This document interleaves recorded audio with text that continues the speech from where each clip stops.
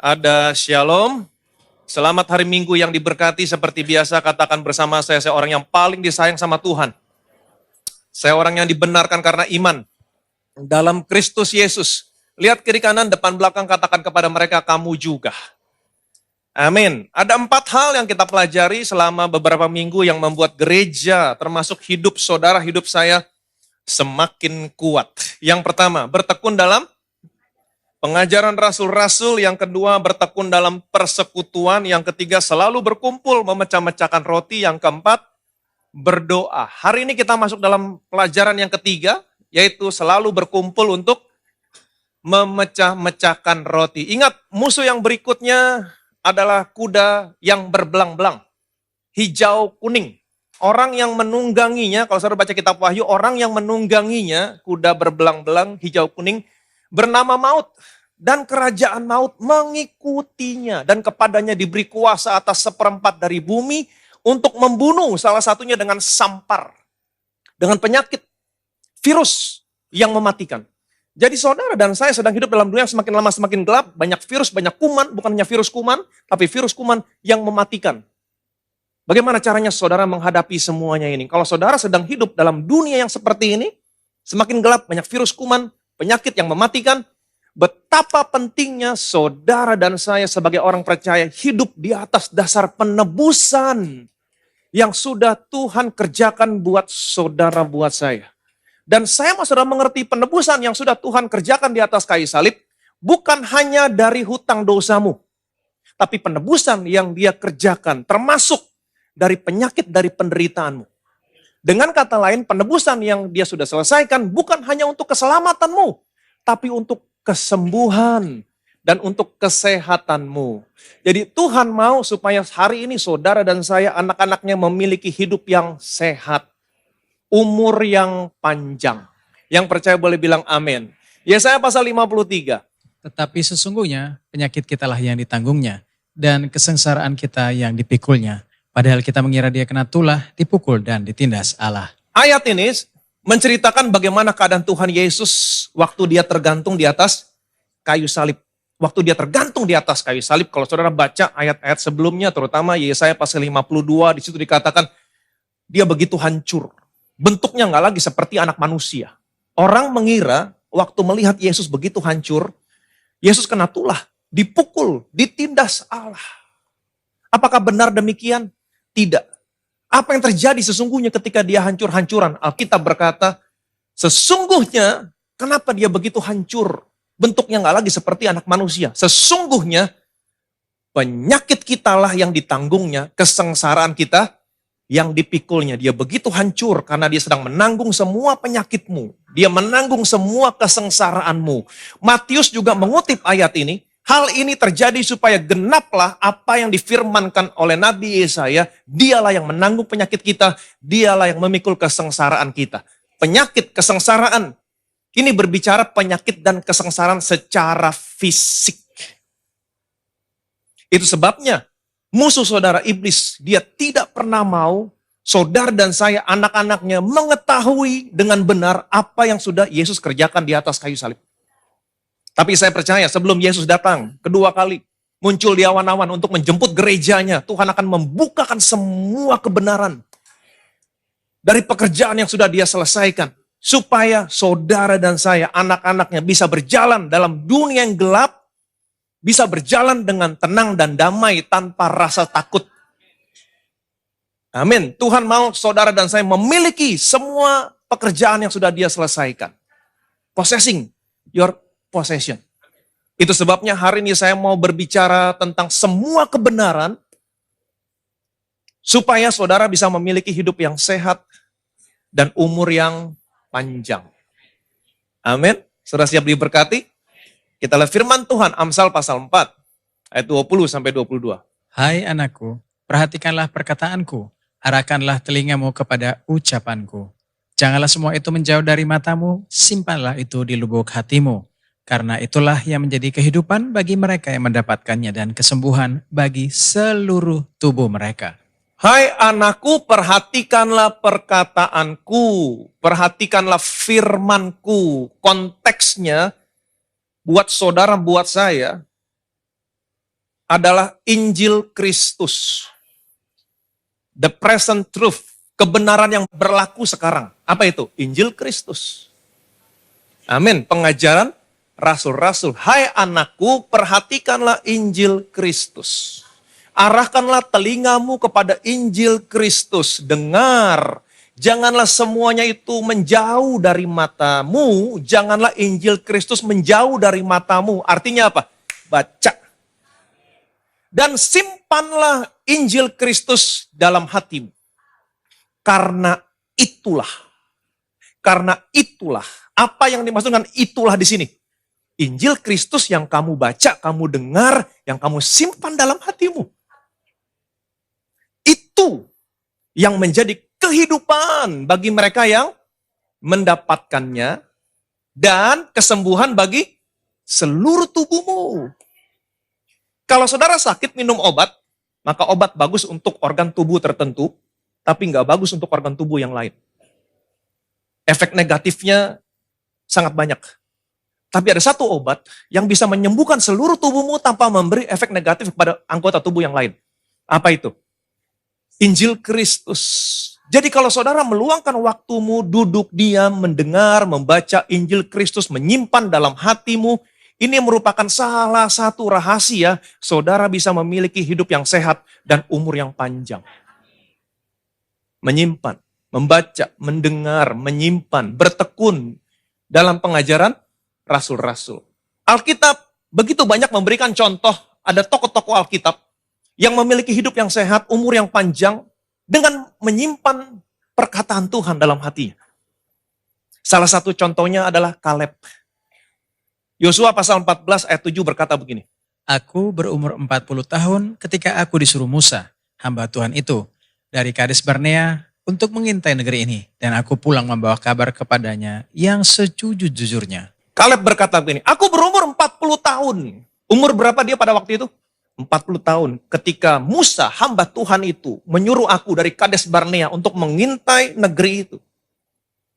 Jadi waktu Musa menyuruh Kaleb mengintai tanah perjanjian, dia berumur berapa? 40 tahun. Dan Kaleb berkata begini, aku pulang membawa kabar yang sejujur-jujurnya. Jadi Musa mengirim 12 pengintai. Betul? Untuk mengintai tanah perjanjian. Ke-12 pengintai ini pergi mengintai tanah perjanjian selama 40 hari 40 malam. Kemudian setelah mereka mengintai, mereka melihat negeri ini negeri yang baik. Mereka membawa pulang hasilnya, setan dan anggur. Masih ingat? Dan bukan hanya mereka melihat negeri ini negeri yang baik, tapi mereka juga melihat tantangannya. Kotanya berkubu, bentengnya besar, orang-orang yang tinggal di sana, perawakannya tinggi-tinggi. Ada orang enak itu raksasanya raksasa. Setelah mereka melihat tantangannya, mereka pulang.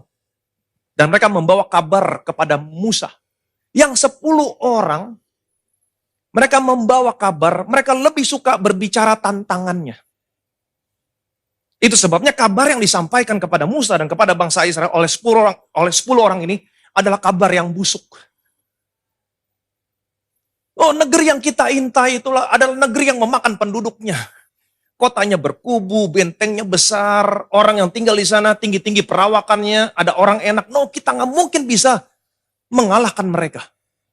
Setelah mereka mendengar kabar busuk ini, saudara tahu yang terjadi, seluruh bangsa Israel lebih percaya kepada kabar busuk.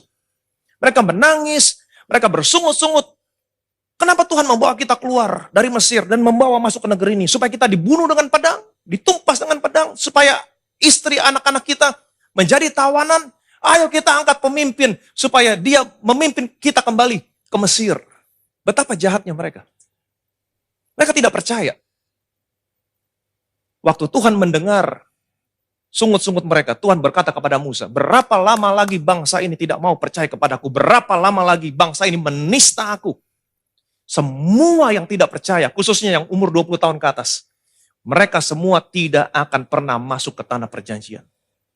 Kemudian Tuhan bilang begini, tetapi hambaku Kaleb, lain jiwanya. He has a different spirit.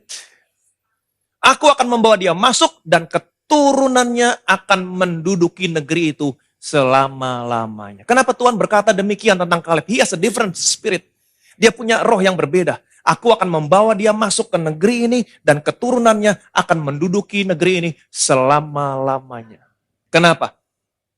Karena Alkitab berkata, waktu Kaleb mengintai negeri ini, 10 membawa kabar busuk, tapi Kaleb pulang, dia membawa kabar yang sejujur-jujurnya. Dalam Alkitab versi New King James, terjemahannya begini, I brought back word to him as it was in my heart. I brought back word to him, kepada Musa, as it was in my heart. Aku bawa kabar seperti apa yang ada di dalam hatiku. Apa yang Kaleb beritakan? No, negeri yang kita intai, negeri yang luar biasa baiknya. Jika Tuhan berkenan, Tuhan akan membawa kita masuk. Negeri ini negeri yang baik dan Tuhan akan membawa kita masuk. Itu yang ada dalam hati Kaleb. Dan itu yang dia katakan kepada Musa. Apa yang saya mau sampaikan sama saudara? Apa yang ada di dalam hati Kaleb? Itu adalah perkataan Tuhan yang dia simpan dalam hatinya. Masih ingat Tuhan berkata apa sebelumnya? Aku akan membawa kamu masuk ke negeri yang baik. Suatu negeri yang penuh dengan susu dan madu. Aku membawa kamu ke negeri yang baik. Kaleb dengar, dia simpan perkataan itu. Sekalipun dia melihat tantangannya. Sekalipun dia lihat tantangannya. Dia pulang, dia tetap membawa kabar. Apa yang Tuhan firmankan kepada dia dan dia simpan dalam hatinya. Dia berjalan bukan berdasarkan apa yang dia lihat. Dia berjalan berdasarkan apa yang Tuhan katakan yang dia simpan dalam hatinya. I brought back word to him as it was in my heart. Jadi, perhatikan baik. Kaleb menyimpan perkataan Tuhan dalam hatinya. Apa yang terjadi sama Kaleb? Hai anakku, perhatikanlah perkataanmu, arahkanlah telingamu pada ucapanku. Janganlah semua menjauh dari matamu. Simpan itu dalam lubuk hatimu. Kenapa? Karena itulah firman yang kamu dengar, yang kamu baca, yang kamu simpan. Itu yang menjadi kehidupan dan kesembuhan bagi seluruh tubuhmu. Kaleb menyimpan perkataan Tuhan dalam hatinya. Apa yang terjadi sama dia? Ayat berikutnya, 10, 12. Jadi sekarang sesungguhnya Tuhan telah memelihara hidupku, seperti yang dijanjikannya. Kini sudah 45 tahun lamanya sejak diucapkan Tuhan firman itu kepada Musa. Dan selama itu orang Israel mengembara di padang gurun. Jadi sekarang telah berumur 85 tahun aku hari ini. Pada waktu ini aku masih sama kuat seperti pada waktu aku disuruh Musa. Seperti kekuatanku pada waktu itu, demikianlah kekuatanku sekarang untuk berperang dan untuk keluar masuk. Oleh sebab itu, berikanlah kepadaku pegunungan yang dijanjikan Tuhan pada waktu itu. Sebab engkau sendiri mendengar pada waktu itu bahwa di sana ada orang enak dengan kota-kota yang besar dan berkubu. Mungkin Tuhan menyertai aku sehingga aku menghalau mereka seperti yang difirmankan Tuhan. Ayat 10. Jadi sekarang sesungguhnya Tuhan telah memelihara hidupku seperti yang dijanjikannya. Amin. Kini sudah 45 tahun lamanya sejak diucapkan Tuhan firman itu kepada Musa. Sudah 45 tahun sejak diucapkan firman itu kepada Musa. Firman yang mana? Tetapi hambaku Kaleb, lain jiwanya. Aku akan membawa dia masuk ke negeri itu dan keturunannya akan menduduki negeri itu sampai selama-lamanya. Waktu Tuhan mengatakan firman ini, Kaleb umur berapa? 40 tahun. Betul? Kaleb berumur 40 tahun. Perhatikan baik-baik. Kini sudah 45 tahun sejak diucapkan Tuhan firman itu kepada Musa. 45 tahun berlalu. Dan selama itu orang Israel mengembara di padang gurun. Jadi waktu Kaleb berumur 40 tahun, Tuhan berkata, kamu semua yang berumur 20 tahun ke atas, kamu gak akan pernah masuk tanah perjanjian. Tapi hambaku Kaleb, because you have a different spirit, roh yang berbeda, aku akan membawa kamu masuk. Dan keturunanmu akan mendudukinya. Tahun demi tahun berlalu. Apa yang terjadi? Seluruh bangsa Israel, satu persatu mati, temannya Kaleb. Yang berumur 20 tahun ke atas, mati. Mereka mengembara di padang gurun selama 38 tahun. Satu persatu mati. Betul? 38 tahun kemudian mereka masuk tanah perjanjian. Kaleb berumur berapa? 78. Kemudian ada 7 tahun lagi. Mereka membantu bangsa Israel yang lain, suku-suku yang lain untuk merebut tanah perjanjian. Kemudian setelah 45 tahun berlalu, Kaleb berumur berapa? 85 tahun.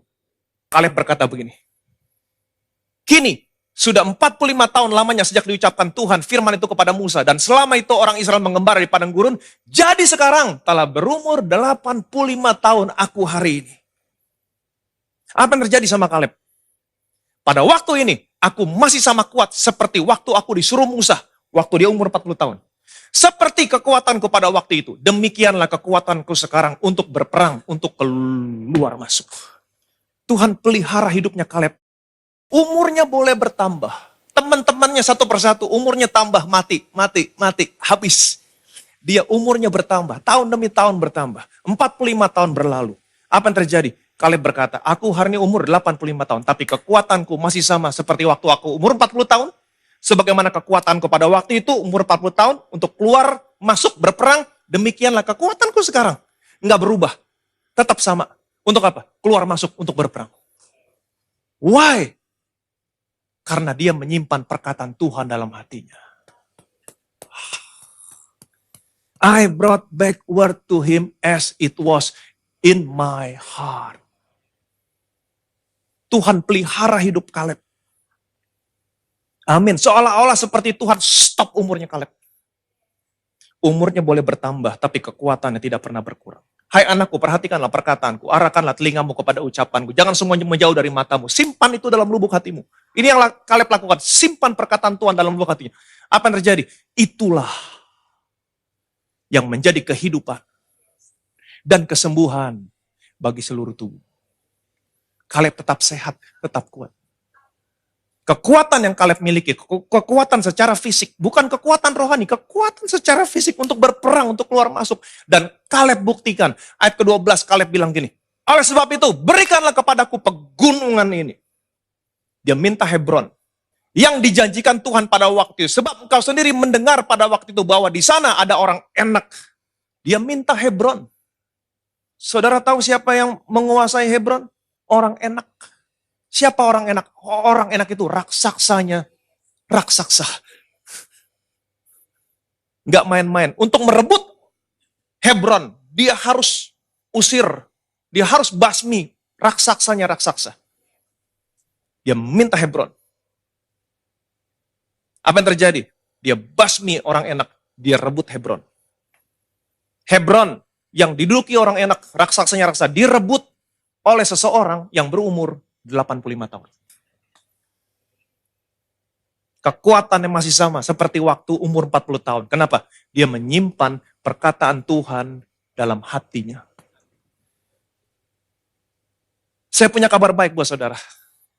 Kalau saja Kaleb, orang-orang dalam perjanjian lama bisa punya pengalaman yang begitu indah bersama Tuhan. Menyimpan perkataan Tuhan. Tuhan pelihara hidupnya. Umurnya boleh bertambah. Kekuatannya tidak pernah berkurang. Apalagi saudara, apalagi saya. Orang-orang dalam perjanjian baru yang kamu simpan perkataan Kristus, Injil Kristus. Semua pekerjaan sudah Tuhan Yesus selesaikan. Saya percaya saudara akan mengalami pengalaman yang lebih indah daripada Kaleb. Umurmu boleh bertambah, kekuatanmu dalam Tuhan tidak pernah berkurang. Yang percaya boleh bilang amin. Amin, simpan perkataan Tuhan dalam hidupmu. Tuhan pelihara hidupmu. Tuhan pelihara hidupmu. Karena ini janji Tuhan. Amin. Jadi sekarang Tuhan telah memelihara hidupmu seperti yang dijanjikannya. Hai anakku, perhatikanlah perkataanmu, arahkanlah telingamu kepada ucapanku, dengar. Janganlah semua menjauh dari matamu, baca. Karena itulah, simpan dalam lubuk hatimu, itu. Firman yang kamu dengar, yang kamu baca, yang kamu simpan. Itu yang menjadi kehidupan. Bagi mereka yang mendapatkannya. Dan kesembuhan bagi seluruh tubuhmu. Tubuhmu tubuh yang fana. Bisa sakit. Tapi firman Tuhan menyembuhkan kamu.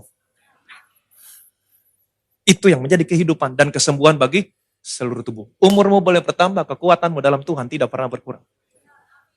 Bertekunlah dalam pengajaran rasul-rasul. Itu yang memberikan kehidupan. Itu yang menyembuhkan segala penyakitmu. Umurmu panjang, sehat. Amin. Mungkin banyak orang Kristen berkata, kita nggak perlu umur panjang, 70, 80 tahun. Cukup. Dari mana orang Kristen mendapatkan ini? Mazmur 90.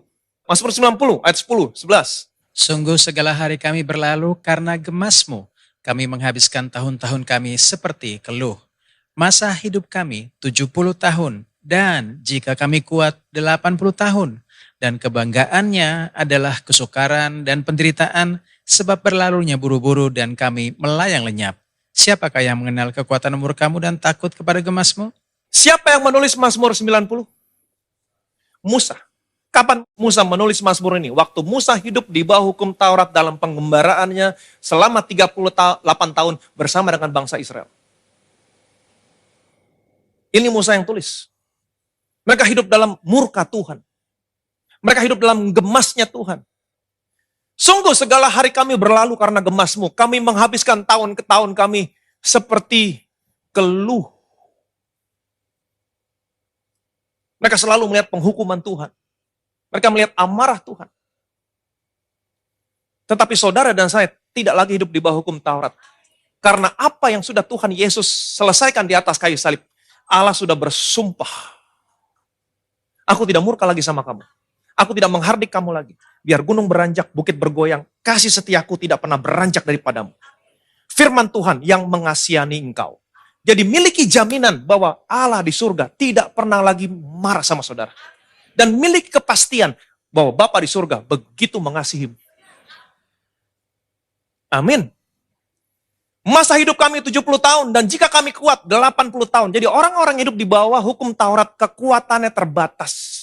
70 tahun, 80 tahun. Kebanggaannya adalah kesukaran dan penderitaan sebab berlalunya buru-buru dan kami melayang lenyap. Siapa yang mengenal kekuatan murkamu dan takut kepada gemasmu? Ini orang-orang yang hidup di bawah hukum Taurat. Saudara dan saya hidup di bawah kasih karunia. Apa yang terjadi sama saudara dan sama saya? Mazmur 91 ayat 16. Dengan panjang umur akan kukenyangkan dia dan akan kuperlihatkan kepadanya keselamatan daripadaku. Dengan panjang umur akan kukenyangkan dia. Dengan panjang umur akan kukenyangkan dia. Jadi apa kriteria umur panjang? 70, 80, 100, 120? Apa kriteria umur panjang buat orang-orang yang hidup di bawah kasih karunia? Tergantung kepuasanmu. Dengan panjang umur akan kukenyangkan kamu, kupuaskan kamu. 80 tahun, Tuhan, belum Tuhan. Saya mau lihat sampai saya punya cicit. Tuhan bilang, terus, lanjut.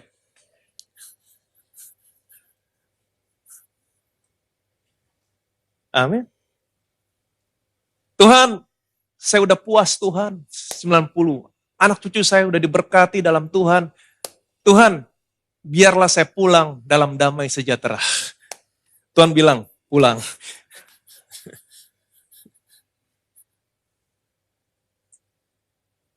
Amin. Tapi Tuhan mau saudara punya hidup yang sehat, umur yang panjang.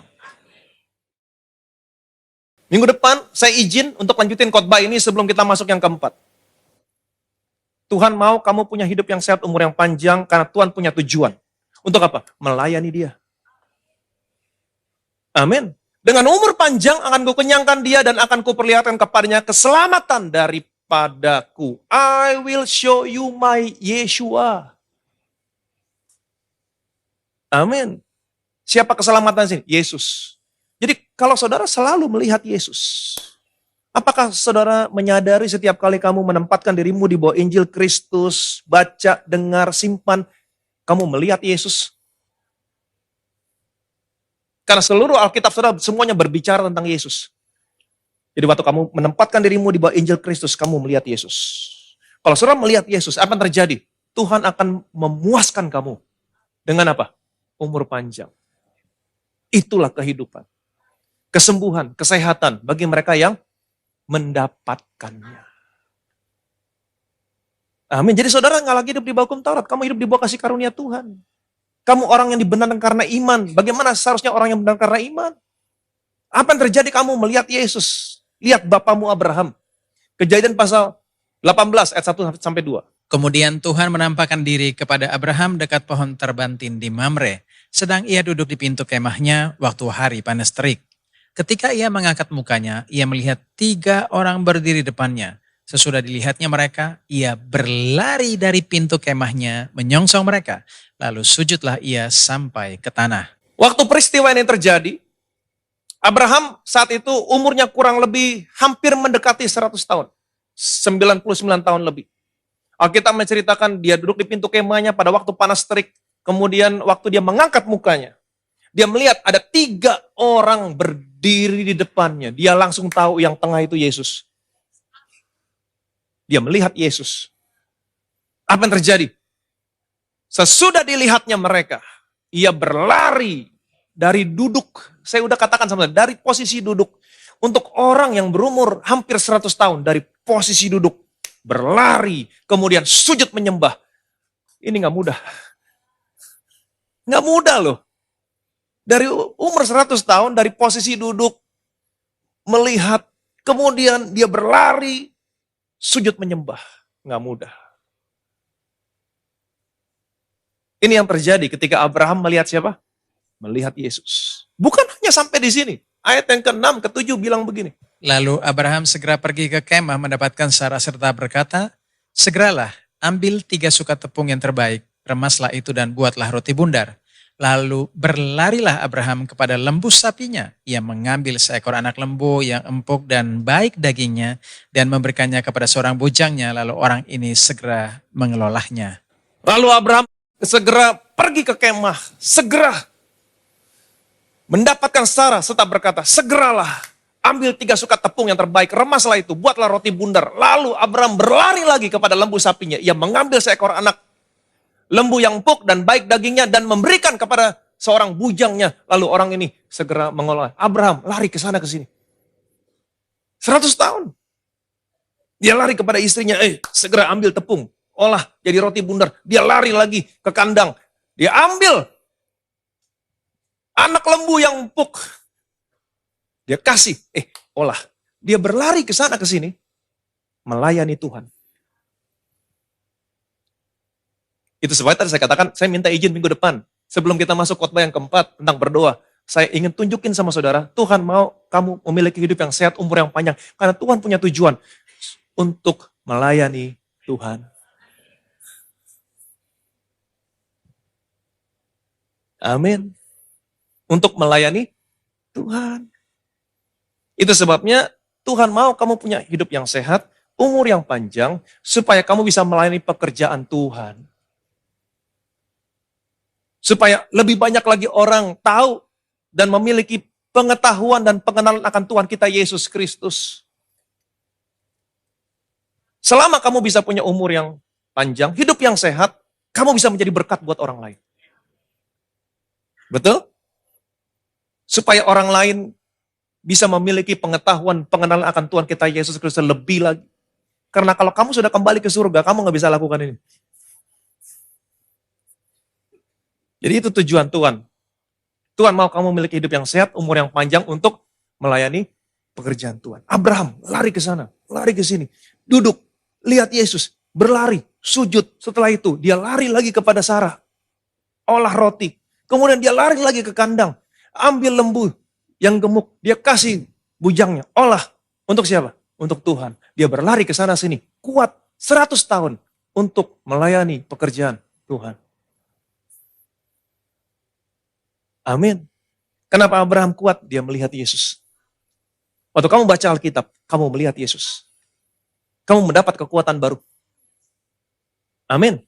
Orang-orang muda menjadi lelah dan lesu, terna-terna menjadi tersandung. Tapi orang yang menanti-nantikan Tuhan. Setiap kali datang ke gereja, kamu menanti-nantikan Tuhan. Saya mau lihat Tuhan. Hari ini, saya mau lihat Tuhan dalam firman-Nya. Amin. Tuhan mau ngomong apa lagi sama saya? Tuhan mau tunjukin apa lagi sama saya? Menanti-nantikan kamu mendapat kekuatan baru. Seumpama Raja Wali naik terbang dengan kekuatan sayapnya. Kamu berlari tidak menjadi lesu, kamu berjalan tidak menjadi lelah. Umurmu boleh bertambah, tapi kekuatanmu dalam Tuhan tidak pernah berkurang. Demikian juga dengan Musa. Alkitab berkata, Musa mati umur 120 tahun. Dan Alkitab mencatat, matanya belum redup, kekuatannya belum hilang. Why? Apa rahasianya Musa? Ibrani pasal 11 ayat 27. Karena iman, maka ia telah meninggalkan Mesir dengan tidak takut akan murka raja.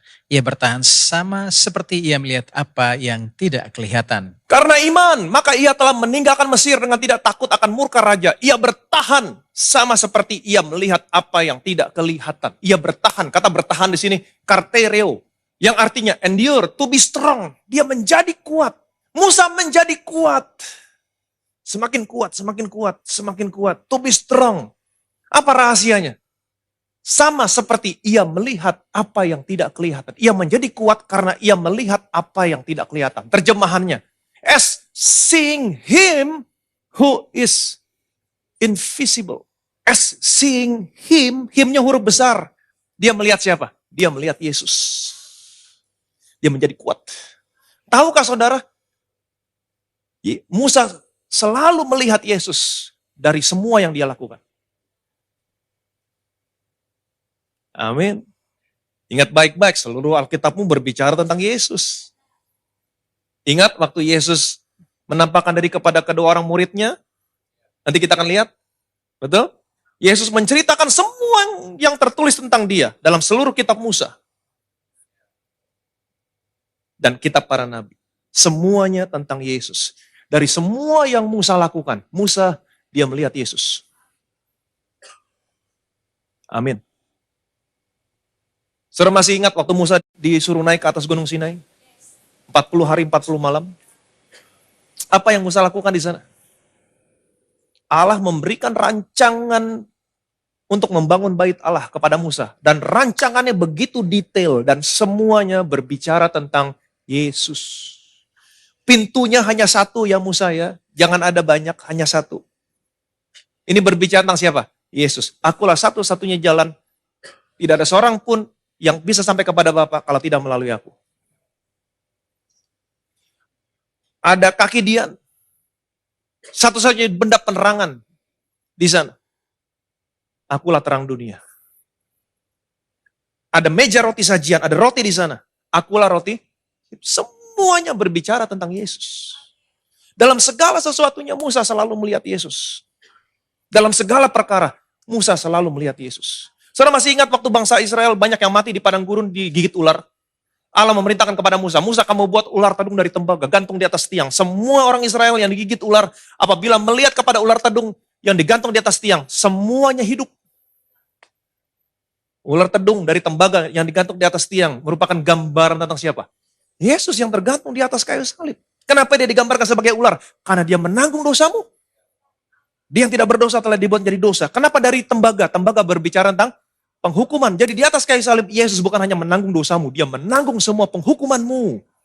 Semua orang Israel yang berdosa, yang melihat Yesus yang tergantung di atas kayu salib, menanggung dosa penghukuman. Mereka hidup. Itu sebabnya, saudara dan saya yang melihat Yesus yang selalu tergantung di atas kayu salib. Apapun penyakitmu, arahkan matamu kepada Yesus yang tergantung di atas kayu salib, yang menanggung dosa penghukumanmu. Kamu hidup. Kamu sehat. Dalam segala sesuatunya, Musa melihat Yesus. Itu sebabnya dia kuat. 120 tahun, matanya belum kabur, kekuatannya belum hilang. Sekali lagi saya mau sampaikan sama saudara. Kalau orang-orang dalam perjanjian lama bisa mengalami pengalaman yang begitu luar biasa, kamu harus mengalami pengalaman yang lebih luar biasa dari mereka.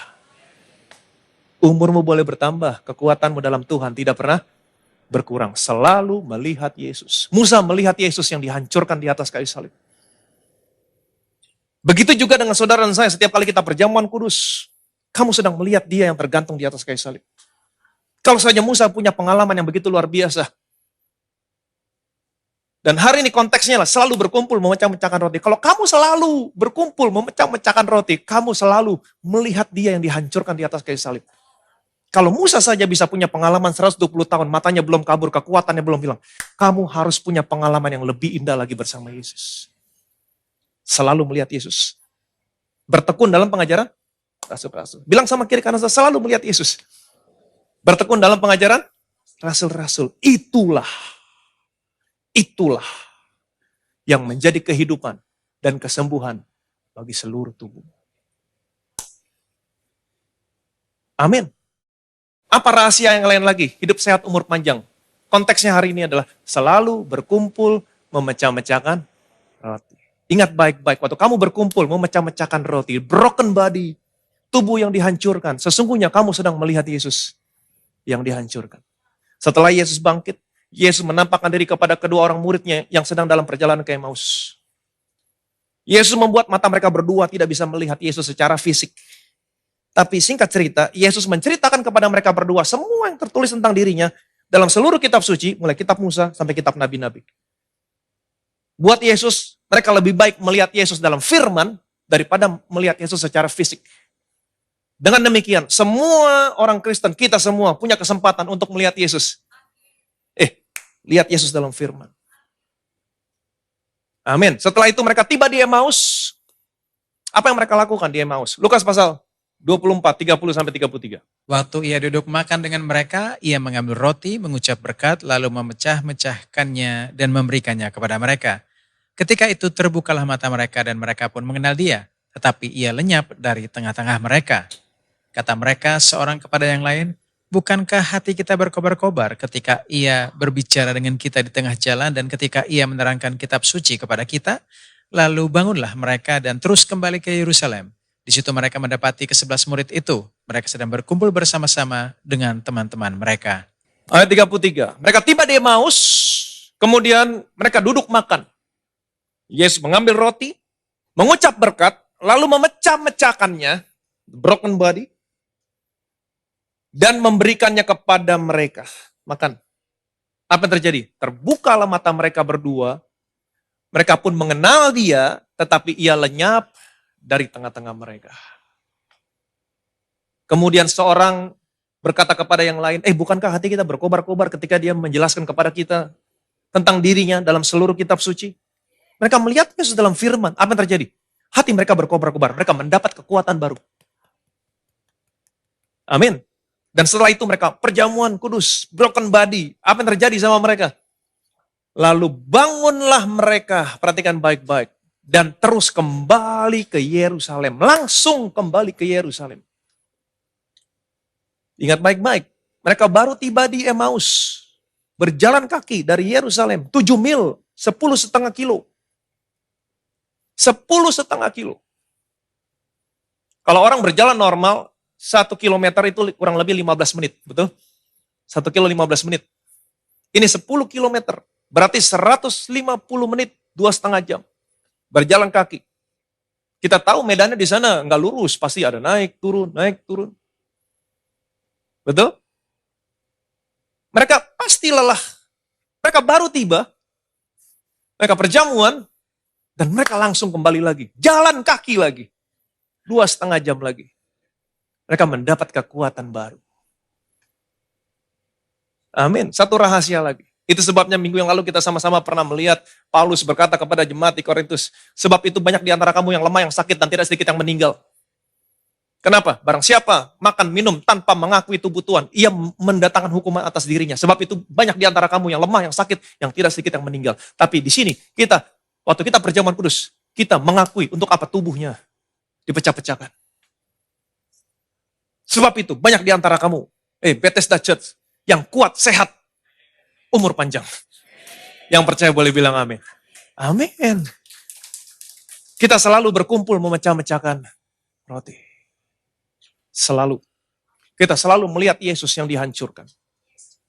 Orang Israel yang digigit ular, melihat ular tedung dari tembaga digantung di atas tiang, mereka hidup kembali. Kalau saja mereka melihat gambarnya aja bisa sehat, terlebih lagi kamu. Yang sesungguhnya. Amin. Nah, saya mau saudara mengerti.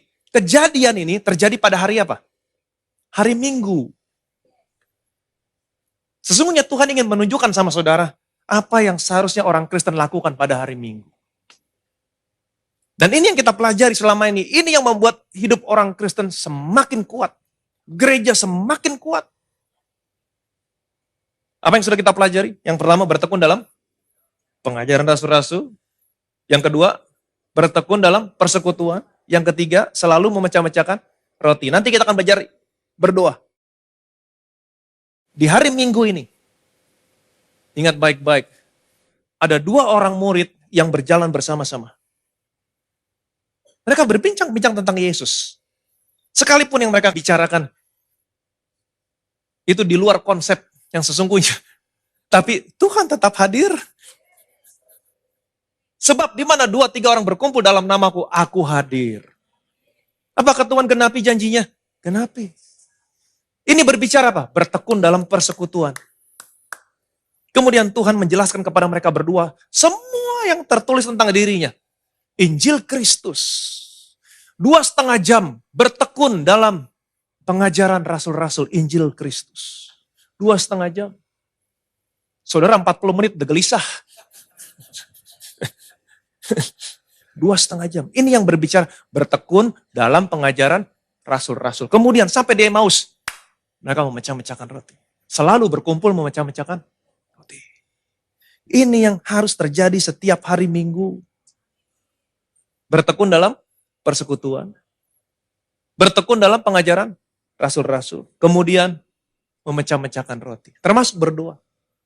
Itu sebabnya Alkitab berkata, ini yang terjadi kalau sama saudara sama saya yang selalu bertekun dalam persekutuan.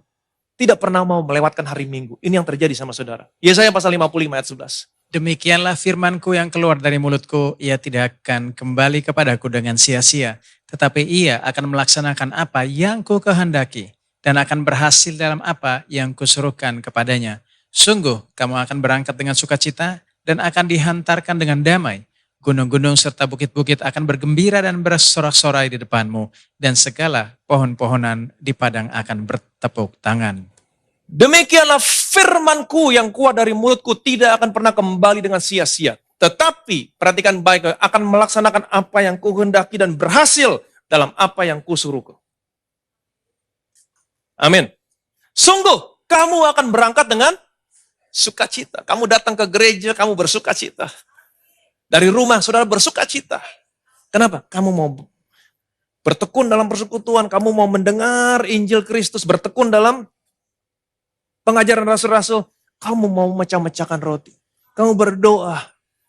Amin. Memberkati pekerjaan Tuhan. Apa yang terjadi? Kamu berangkat dengan sukacita dan akan dihantar pulang. Kamu pulang. Kamu pulang dari gereja. Apa yang terjadi? Kamu pulang dengan damai. Shalom. Peace. Irene. Apa artinya pulang dengan damai? Health, wholeness, prosper, peace of mind. Ini yang terjadi sama saudara. Jangan main-main. Firman yang keluar dari mulutku tidak akan pernah kembali dengan sia-sia. Ia akan melaksanakan apa yang kukehendaki dan berhasil dalam apa yang kusuruh. Datang ke gereja setiap hari Minggu. Sukacita, bertekun dalam persekutuan, memuji Tuhan, mendengar Injil Kristus, bertekun dalam pengajaran Rasul, berkumpul memecahkan roti, kita berdoa, pulang kamu damai. Pulang kamu damai. Health, wholeness, prosper, peace in mind. Amin. Diberkatilah saudara. Diberkatilah saudara. Bertekun dalam pengajaran rasul-rasul, bertekun dalam persekutuan, selalu berkumpul, memecahkan roti. Nanti kita akan belajar tentang berdoa. Amin. Hidupmu, sekalipun dunia gelap, ada virus, ada kuman, ada penyakit, semua yang jahat, tapi kamu tetap sehat, tetap kuat, diberkati Tuhan. Yang percaya boleh bilang amin. Umurmu boleh bertambah, kekuatanmu dalam Tuhan tidak pernah berkurang. Ingat baik-baik, selalu simpan perkataan Tuhan dalam hatimu. Selalu. Selalu simpan. Ada begitu banyak tokoh-tokoh Alkitab yang sudah sampaikan sama mereka hidup sehat, umur panjang, kuat, hanya menyimpan perkataan Tuhan dalam hati mereka. Kaleb, I brought back word to him as it was in my heart. Dia dengar Tuhan berkata, aku akan membawa kamu masuk ke negeri yang baik. Aku yang membawa kamu masuk ke negeri yang baik. Dia dengar, dia simpan. Dia pergi mengintai. Dia lihat semua tantangan, dia lihat semua kebaikan, tapi dia pulang, dia membawa apa yang Tuhan katakan yang dia simpan dalam hatinya. Dia berjalan bukan berdasarkan apa yang dia lihat, dia berjalan berdasarkan apa yang dia dengar, dia simpan dalam hatinya, firman Tuhan. Dunia semakin gelap. Tapi kalau kamu terus dengar firman Tuhan, simpan. Kamu keluar, kamu lihat semua dunia gelap, nggak baik. Tapi yang keluar dari mulutmu adalah perkataan Tuhan yang kamu dengar, yang kamu simpan. Dan firmanku tidak akan pernah kembali dengan sia-sia. Tidak akan pernah. Amin. Akan selalu perhatikan baik-baik. Akan melaksanakan apa yang kukehendaki dan berhasil dalam apa yang kusuruhkan kepada. Kamu mau pilih? Mau berjalan dengan apa yang kamu lihat? Atau kamu mau berjalan dengan apa yang Tuhan katakan? Yang kamu dengar, yang kamu baca, yang kamu simpan dalam hati itu. Ini tidak akan pernah gagal. Dan ini yang memberikan kehidupan kepadamu.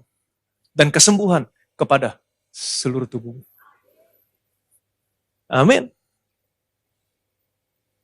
Selalu simpan perkataan Tuhan dalam hatimu. Dan selalu memecah-mecahkan roti. Lihat dia yang sudah tergantung di atas kayu salib. Kamu berdiri di atas dasar penebusan yang sudah dia lakukan. Penebusan yang dia sudah selesaikan. Bukan hanya dari hutang dosamu. Penebusan yang dia selesaikan di atas kayu salib. Termasuk untuk penyakit dan penderitaanmu. Penebusan yang dia selesaikan di atas kayu salib. Bukan hanya untuk keselamatanmu. Tapi untuk kesembuhan dan kesehatanmu. Berdiri di atas dasar penebusan yang dia sudah lakukan. Sekalipun dunia banyak virus, kuman, penyakit. Kamu tetap sehat, tetap kuat. Hidupmu dipelihara Tuhan dengan sempurna. Yang percaya boleh bilang amin. Amin. Bilang sama kiri kanan saudara, selalu simpan perkataan Tuhan dalam hatimu. Lihat Yesus selalu memecah-mecahkan roti. Amin. Betapa kami bersyukur Tuhan. Betapa kami bersyukur. Kebenaran demi kebenaran telah Engkau bukakan. Dan hari ini kami tahu semua kebenaran. Dan kebenaran itu yang memerdekakan kami. Kebenaran itu yang membuat kami berdiri teguh untuk memiliki apa yang seharusnya menjadi milik kami. Dari semua pekerjaan yang sudah Engkau selesaikan di atas kayu salib. Betapa kami pentingnya hidup dalam dunia yang semakin gelap seperti sekarang ini. Berdiri di atas dasar penebusan yang sudah Engkau selesaikan. Penebusan yang sudah Engkau selesaikan di atas kayu salib. Bukan hanya dari hutang dosa kami. Bukan hanya dari penyakit penderitaan kami. Tapi penebusan yang Kau lakukan. Termasuk bukan hanya untuk keselamatan kami. Tapi untuk kesembuhan. Untuk kesehatan kami. Kami bersyukur Tuhan. Kami selalu mendengar firman Kristus. Dan kami mau simpan perkataan itu dalam hati kami. Kami mau berjalan dalam dunia yang semakin gelap, bukan berdasarkan apa yang kami lihat. Tapi kami mau berjalan berdasarkan apa yang Kau katakan yang kami simpan dalam hati kami. Karena kami tahu firman-Mu tidak akan pernah kembali dengan sia-sia. Akan mengerjakan kehendak-Mu dan berhasil dalam apa yang Kau suruh.